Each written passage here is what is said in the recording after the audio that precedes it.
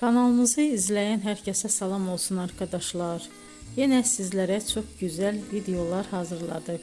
Can Yaman ve Demet Özdemir Erkenci Kuş dizisinde başrollarda çekilmiş ve herkesi kendilerine hayran bırakmıştılar. Bizler onları hep birbirine yakıştırdık. Arkadaşlar sizlere hep yeni videolar sunmaktayım.